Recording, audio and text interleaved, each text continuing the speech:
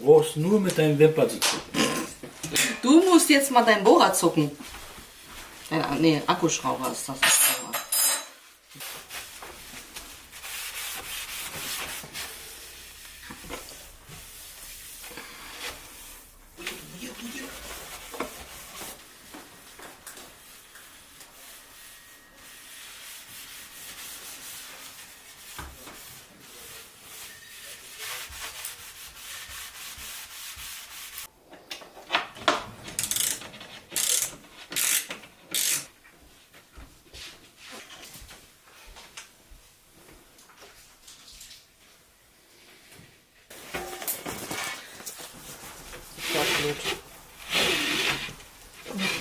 Genau. Dings, diese Klebe. Ach, das juckt nicht. Ja, nee.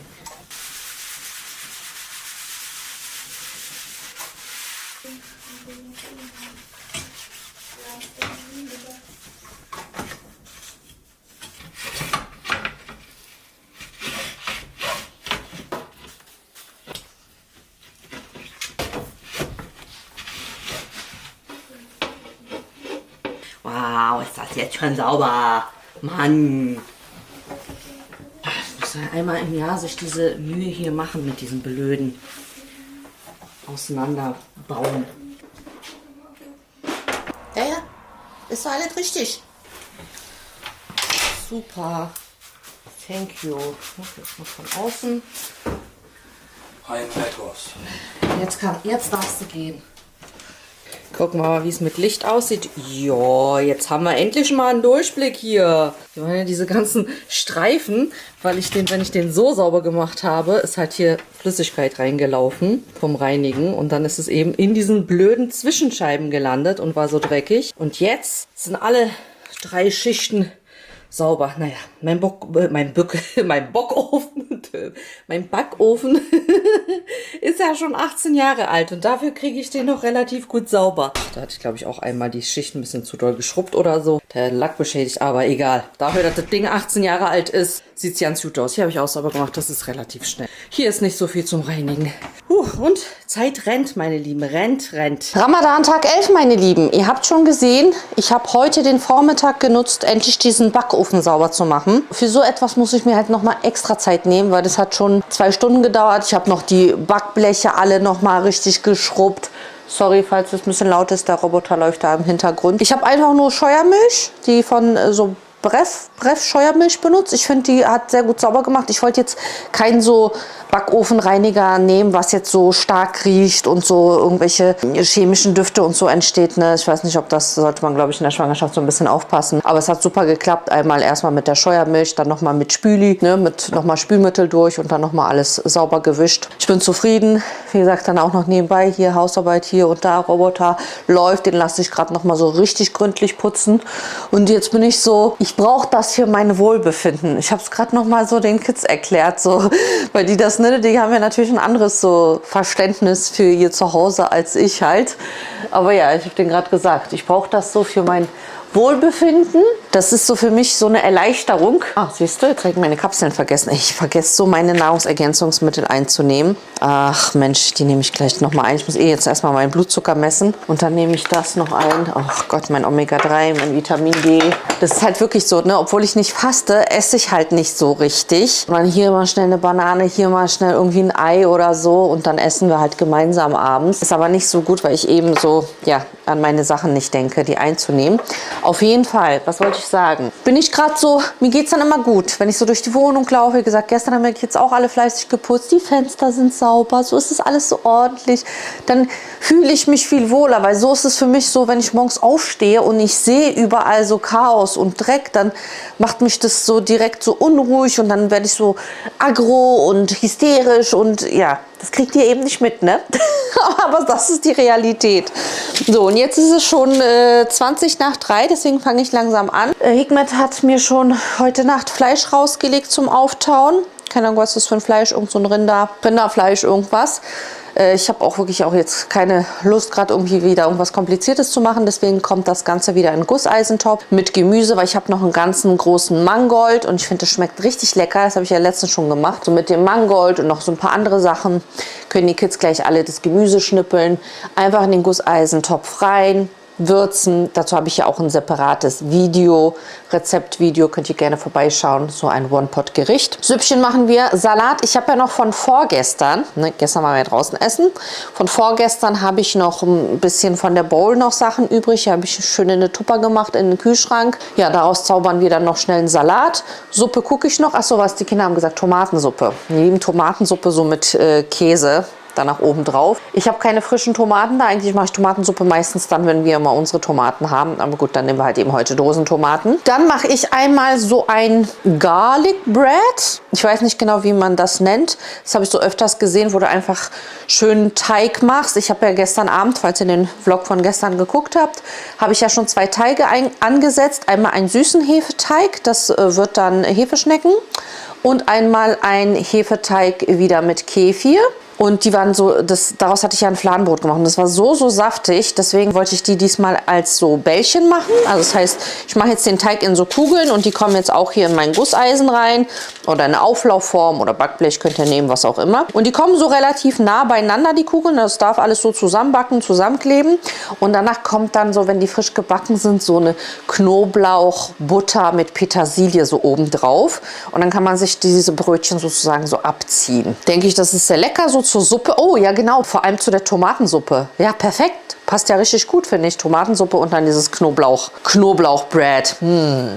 Gut, gut, gut. Das steht an. Die Hefeschnecken mache ich dann nach dem Essen, weil die schmecken immer besonders gut, wenn die dann frisch aus dem Ofen kommen. Ich habe ja extra weniger Hefe benutzt, weil ich ja jetzt eine lange Teigruhe gemacht habe. Ich hätte aber noch weniger Hefe benutzen sollen. Ich habe jetzt den süßen Hefeteig auch noch mal durchgeknetet, weil der geht sonst zu sehr auf. Also da muss man wirklich immer gucken. Ne, wenn ihr den noch nicht verarbeiten wollt und ihr seht, der geht richtig super, ist schon bis hier oben aufgegangen, dann einfach mal kurz dehnen und falten und dann wieder ruhen lassen, weil sonst, ja, explodiert der. Ja, den machen wir abends. Gerade eben war es so dunkel, dachte ich, es regnet. Jetzt ist wieder die Sonne draußen.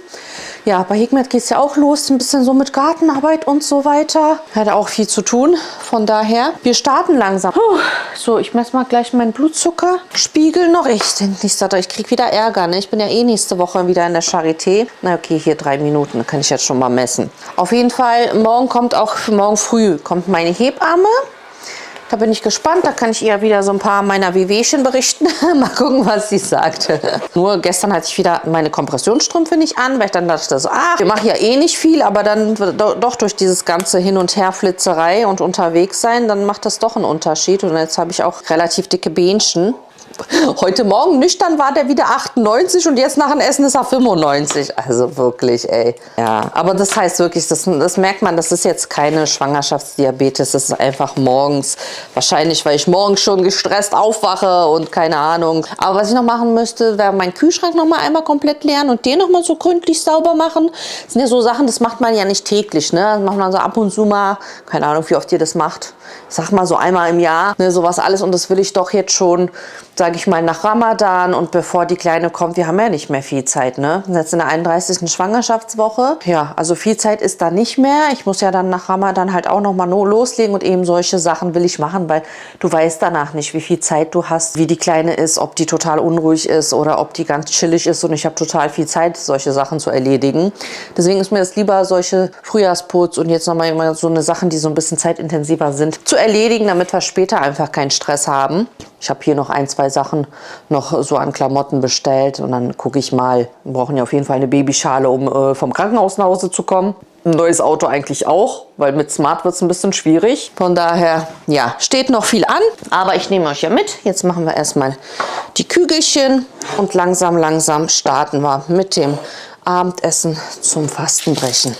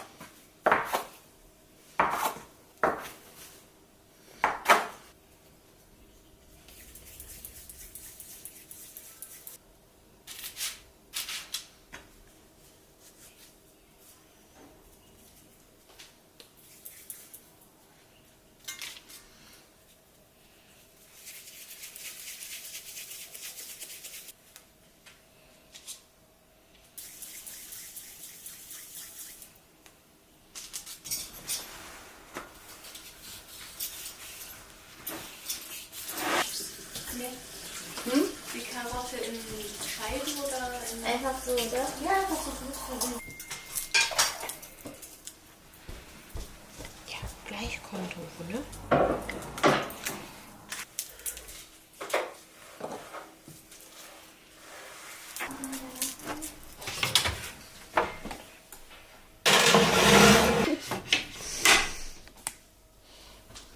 Guck mal, dieser Durchblick jetzt.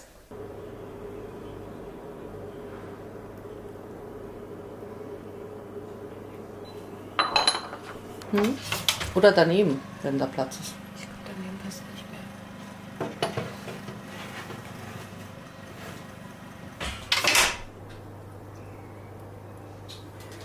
Mal wieder ein bisschen viel Gemüse. Noch was drin. Aber ich muss das jetzt erstmal alles vernünftig umrühren können.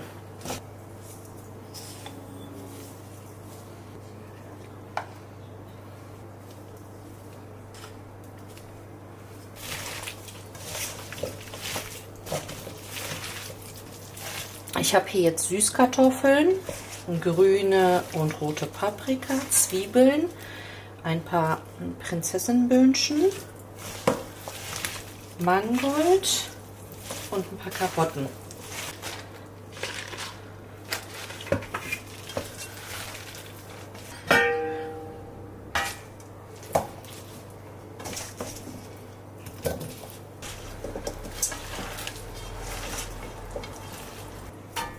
Ich glaube, das ist Kalbfleisch. Ich würze das jetzt auch nicht, weil das geht eh mit dem Gemüse.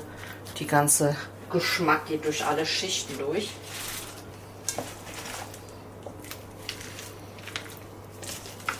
Das fällt ja eh danach alles zusammen. Aber so in dem Moment ist es ein bisschen tricky.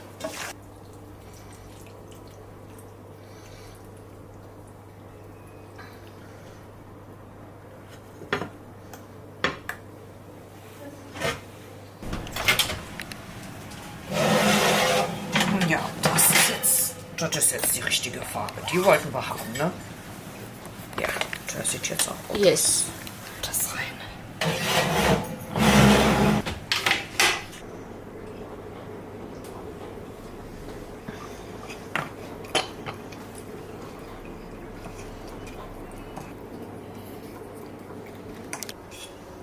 Ja, du Tosche, magst du etwa Knoblauch oder was?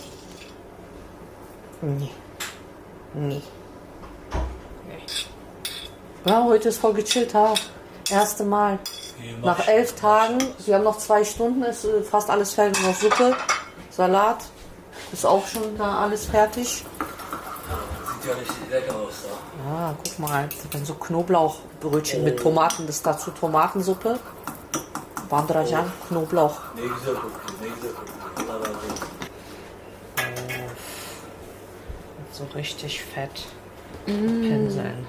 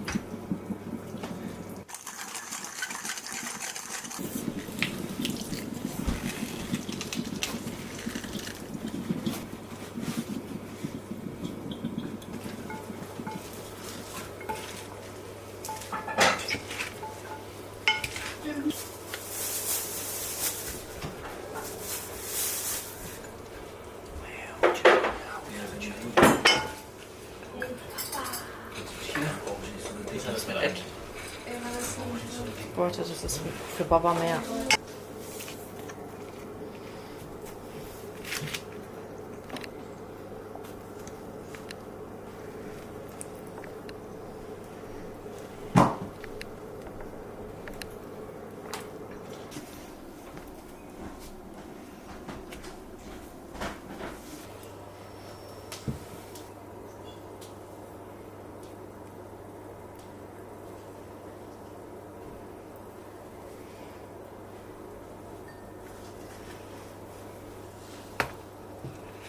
Wollt ihr alle mit Käse, ne? Cheese. Cheese.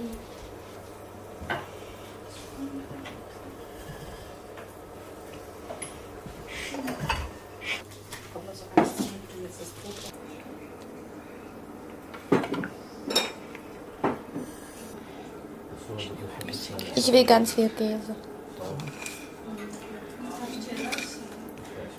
Das ist mit extra viel Käse.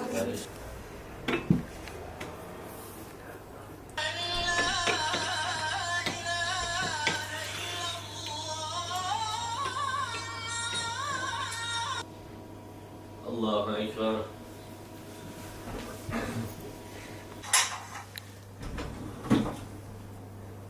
Semi Allahu limen hamide.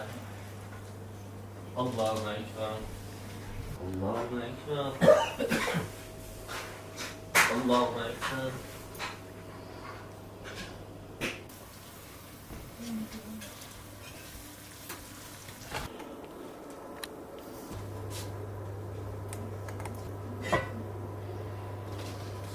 Das ist irgendwie so ein anderer Basmati. Güzel böyle So. karışıyor. Ja, ja, ist auch so schön fluffig.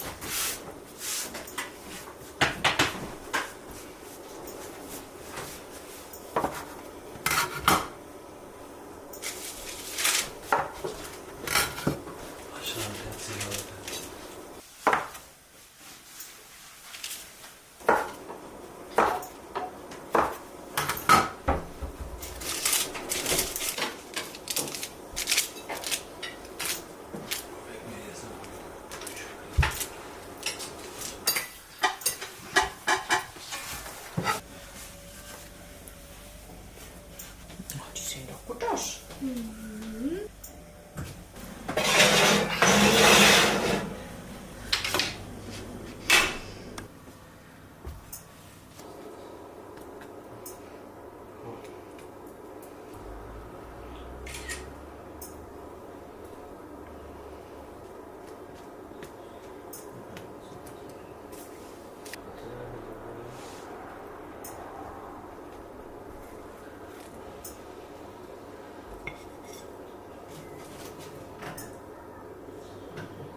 Leben am Limit, meine Lieben. Gerade eben waren wir bei 5%. Ich habe Outro gefilmt, vergessen aber Mikro einzuschalten. War ohne Ton. Jetzt sind wir bei 3%. Also, schnelles Outro. Ich habe hier klassische Zimtschnecken gemacht. Die findet man online, das Rezept überall. Klassisch, Klassik. Ich habe daran nichts verändert. Die Knoblauchbrötchen, die waren super lecker. Da habe ich ja selber experimentiert am Rezept. Ihr könnt gerne unter den Videos immer Rezept schreiben. Oder schreibt, ich will das und das Rezept, dann merke ich mir das, weil ich sehe dann, wenn das viele schreiben, und notiere mir das und filme das dann nach Ramadan extra für die Rezeptreihe, die ja normalerweise immer am Mittwoch kommt. Ne? Mittwochs habe ich ja immer ein Rezeptvideo hochgeladen vor Ramadan und danach, ja, inshallah geht das dann weiter so, dass ihr mittwochs Rezepte bekommt nach Ramadan und sonntags die regulären Vlogs. Deswegen schreibt das gerne, ich notiere mir das dann weiß ich, okay, das und das wollt ihr unbedingt nochmal als separates Rezept haben, dann werde ich das inshallah nochmal separat abfilmen. Ich hoffe, der Vlog hat euch gefallen von Ramadan Tag 11 und ich hoffe, wir sehen uns auch schon morgen an Tag 12 wieder. Kanal abonnieren nicht vergessen und einen Daumen nach oben da lassen, da freuen wir uns sehr. Und wir sehen uns morgen inshallah wieder. Oh, hat gereicht der Akku.